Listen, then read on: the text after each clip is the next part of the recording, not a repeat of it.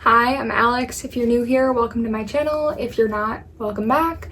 Today I'm going to be talking about the best places to either work or study in Orlando. When I was on my Disney college program living in Orlando, one of the things I was doing was I was in the process of writing a book. So I spent a lot of time going to places to write, and then on this last trip I was working, so I found a lot of places that had really good Wi-Fi, really good coffee, etc. that I could go sit and relax in because our hotel had really crappy Wi-Fi. So here's a list of my top 8 places where you should go to do work if you're at Disney in Orlando, on vacation, whatever, and you need to keep up with your life while you're there. So the first place I would recommend going is the Riviera. I love the Riviera. If you've seen my channel before, I rave about the Riviera all the time. I love it so much. It's one of my favorite places on Disney property, and honestly, probably one of my favorite places in the world, which is a big statement. But I went there for the first time in March, and I haven't been able to go to Disney without going to Riviera since. There's something really relaxing about the environment in the Riviera, and it's something that even when I'm at home and I'm working from home, I put on the Riviera ambiance music because I want to feel like I'm there. I mean, it's so nice. It's definitely one of the pricier resorts on property. I think it goes for like $800 a night at the absolute minimum, which obviously is wild, and it's for a good reason. It's a nice place to be. I don't know how many times I can say that, but basically, when you walk into the lobby, other than the water features greeting you, there is Le Petit Cafe, which is one of the only like specialty coffee shops at Disney. So there's one at Riviera, there's one at the Polynesian, there's one at the Contemporary. This place was honestly one of like the cutest and most comfortable spots to do work. They have really nice, like comfy, squishy benches. It did get a little bit loud in there, so if that's something that's going to distract you, just keep that in mind. I will say there's a room attached to Le Petit Cafe that it looks like a library. It looks like you're stepping into Belle's library inside the castle, and it is so magical to sit inside for a big book nerd like myself, but also just for anybody. They play Disney classics, Disney shorts, and a lot of things in French because you're at the Riviera. So if you're looking for somewhere to eat, they also have really good food. So they have Topolino's Terrace, which is their like signature dining location at the top of Riviera with some of the most gorgeous views. They do have a lounge there. If you're looking to just go get a drink, you're able to do that. Or they have Primo Piatto, which is their quick service. We have some of the best food ever. I personally love their Monte Cristos. I think they're amazing, especially with their tomato soup. I know my boyfriend really likes their burgers. They definitely have like the best quick service burger at Disney. And nothing can beat the views outside. So you can sit outside and stare at the Riviera, and that's beautiful on its own. I'll insert a picture here. Or you can sit outside and watch the Skyliner go to Epcot, which is also beautiful. Given that they are a Skyliner resort, they're a little bit strict about parking, so you often can't park there. They're even like, if you mobile order and go to pick up, sometimes people at security will tell you to just cancel your order there. So just keep that in mind. It's one of the hardest places to park at, but you can take the Skyliner there as well. So if you're staying at one of the other resorts, if you're at Epcot, if you're at the Boardwalk, or if you're able to park at Hollywood Studios because you have like an annual pass or you're a cast member or something, then you can take the Skyliner over to the Riviera. And if you're in that category, I'm sure you already know this. If you have a reservation for Topolino's Terrace, you can park there, or you can take the bus over from Disney Springs. So my number 2 is Craft and Common, and I think that anybody who knows me probably expects this to be number 1 because I constantly rave about Craft and Common. They have some of the best coffee I've ever had in my life, which is a big ask because I've had a lot of coffee from a lot of places and a lot of countries in my life, and Craft and Common absolutely nails it. They're one of the only places where I will eat an egg on my sandwich, which sounds really random, but I really just hate eggs, and the way they make it is phenomenal. But the one thing I will say about Craft and Common is if you're somebody who gets distracted by noise, stay away from it. Like, don't even try to go.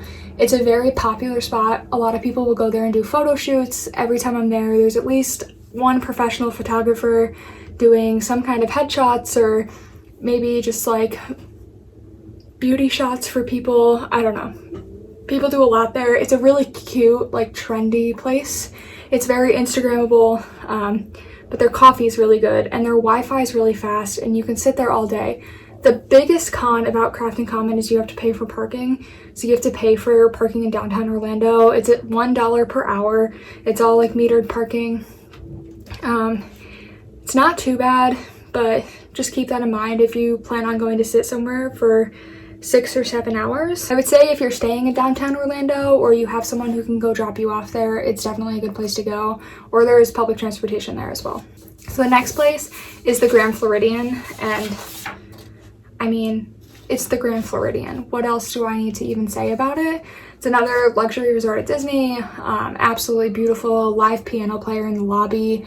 Another place that I personally put on the ambiance music for when I'm sitting at home working, just because I want to feel like I'm there. So at Grand Floridian, you can sit in the lobby and do work and listen to the piano player or whatever. But also on the second floor of the, I think they call it the carriage house, the like main building, there is an outside smoking area that has amazing like tables that would be really nice. Wi-Fi does connect there and you can watch the monorail, you can look out over the pool, and it's another beautiful view of the resort. There's also seating at Gasparilla Island Grill, which is their quick service. So you can sit inside if you're looking for air conditioning, but again, it does get kind of loud. It's a quick service location.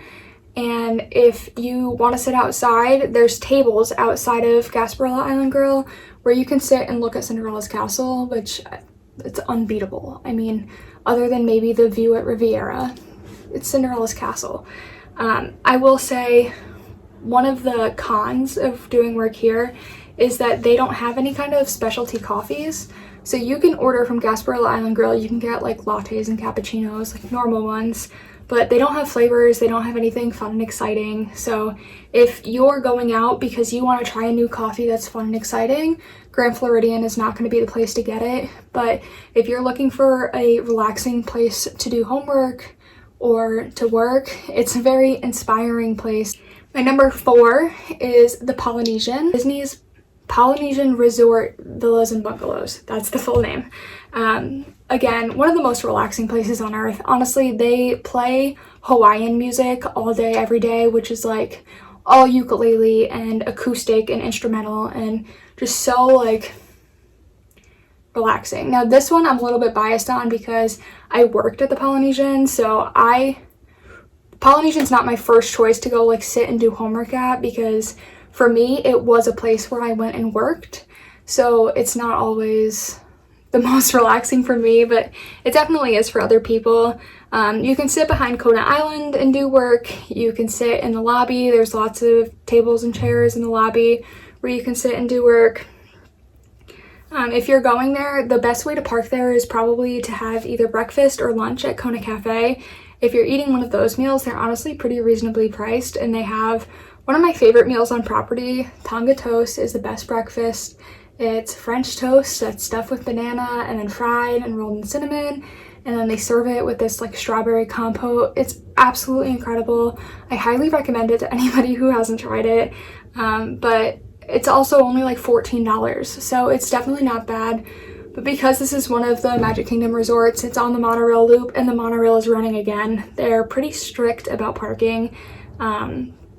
Definitely like the most strict at the Grand Floridian and the Polynesian. But if, like I said, if you get some kind of meal at Kona Cafe, you can park. The best part about going to the Polynesian is that when you're done doing work for the day, if you feel like it, you could always pop into Trader Sam's and get one of their amazing specialty drinks. They have like Dole Whip margaritas, which are incredible. And you can sit on the beach in a swinging chair. You can sit inside in the AC with some relaxing Hawaiian music, or you can sit outside of Captain Cook's, where they have like actual tables and chairs, and you would have a good like work setup. So number 5 on my list is Beach Club. Again, another Disney resort, and this is the last Disney resort.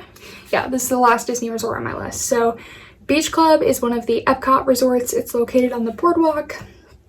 It's again gorgeous. It's connected to Yacht Club, and Yacht Club would also be a great place to do work, but there's one section of Beach Club or 2 sections of Beach Club that made it so I specifically chose Beach Club and not Yacht. So in Beach Club, they have an outdoor section of seating. It's almost across from the Beach Club marketplace, where you can go sit and eat food from the marketplace, but also it's all tables and chairs.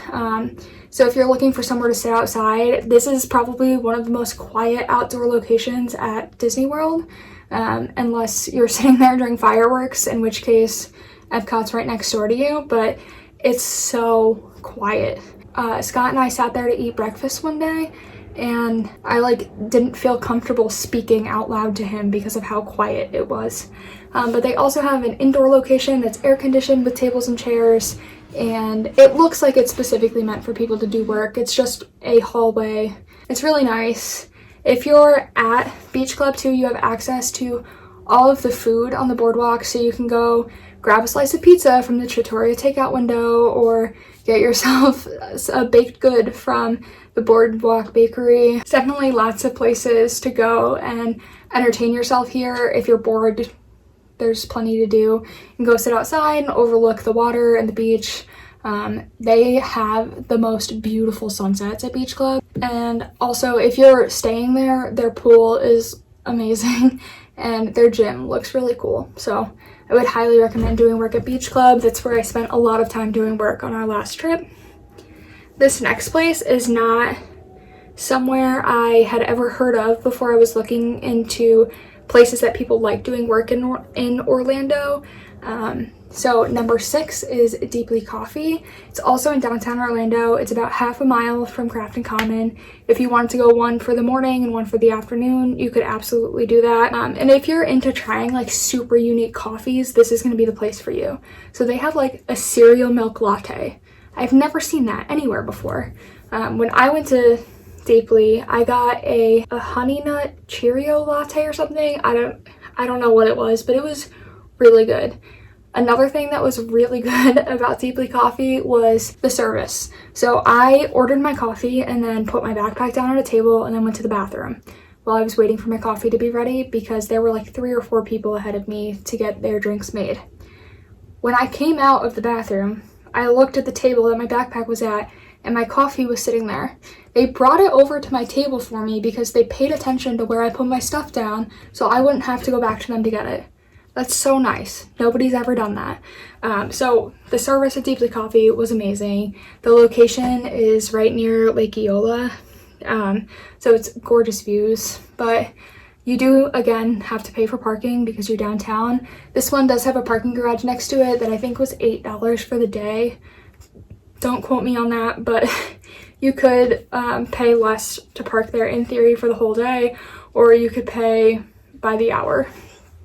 It was very relaxing. They do have Wi-Fi. I didn't use it while I was there because once I saw my coffee was on my table, I was too lazy to get back up and go ask for the Wi-Fi password. It was a great place to sit and do work with other people my age who are also sitting and doing work. The next place that is on here, number 7, is Downtown Credo. Downtown Credo is again in downtown Orlando. If you do have to pay to park there, but if you happen to be in downtown Orlando or someone can drive you, or you decided you wanted to hop between a bunch of these coffee shops, maybe try Downtown Credo. Inside, super cute. They have like a full grass wall that you could do a nice like Instagram photo shoot in front of if you wanted. They have nice bathrooms. Their coffee was reasonably priced. Their water is super inexpensive. They sold CBD products here, which I thought was interesting, as well as like a whole skincare line and a bunch of other things. This was also attached to a marketplace where you could go get lunch if you wanted. And if you're already in there, there's half of the building that when they close at 2 o'clock or 3 o'clock, they don't kick you out of. You can just stay there because it's technically like open to residents of the apartment building, but how are they going to know that you're not from the apartment building? So downtown Credo was a great place to sit and do work. Again, good Wi-Fi, good location, lots of tables and chairs, really nice people working there, and a great place. This last one is a place that I heard about a lot on my DCP. I have seen a lot of videos of people going there, and I had always wanted to go. So on our last trip, one of the last things that we did before we left was go to Four Seasons Orlando so I could see. So we went to Lickety Split, which is the coffee place inside of Four Seasons, and when you walk in, there's just benches lining the walls, and they look like little like lunch booths, but they're all like private and kind of closed off. So if you're sitting doing work, you feel like you have the whole place to yourself, even though there's other people. Here, it's the Four Seasons. It's super expensive. I'm not even gonna try to like sugarcoat that. I think I paid $8 for a coffee. Like, it was kind of ridiculous, but it was one of the best experiences. So right outside, they have a door that goes to the outside from Lickety Split, and right outside there is tables and couches and chairs and standing room, and it's all overlooking this big beautiful fountain and this lake, and it's crazy. I mean, it's so beautiful, like so nice. We sat out there for like 20 or 30 minutes in 95-degree weather, just like sitting, because it was so pretty. And the way the construction is on this back like deck thing, the wind also like perfectly blows through it, so you're getting wind even though it's really hot in Orlando. They also sold really good baked goods. I know Scott got a macaron. He said it was one of the best he's ever had. Everything that they had looked incredible. The biggest con of Four Seasons is that to go there, you have to valet your car. So paying to valet your car is, I think, is $35. Or you can buy something and get your parking validated. So the Four Seasons is one of the only places that carries Stony Clover merch. So you could go in like I did. I went in and bought Stony Clover merch, and that's how I got my parking validated, because I really wanted it, and it's specialty. So if you're gonna get it, you might as well go to Four Seasons to get it. But they also have regular Disney merch. You could buy a Disney pin and get your parking validated from a pin, and they have the old pricing structure still as well, which I thought was really interesting. So if you're in the neighborhood for some new Disney merch, you want to look at Stony Clover, you don't care about paying $35 for parking, Lickety Split is definitely a great place to go. This Four Seasons is also located in the middle of the Golden Oaks, so if you've ever wanted to see the Golden Oaks, this is a good way to do it, because if you tell them you're going to Four Seasons to shop, they let you through security. So I would definitely go do this if you have the ability to. If you want to pay $10 for a Disney pin while you're there, so you can park there and experience how luxurious and incredible this resort is, like, absolutely do it. The service is unmatched. The people who work there are so kind. Everybody cares so much. It was so nice. So those are my top 8 places to do work in Orlando, Florida. Thank you so much for watching this video, and I'll see you in the next one.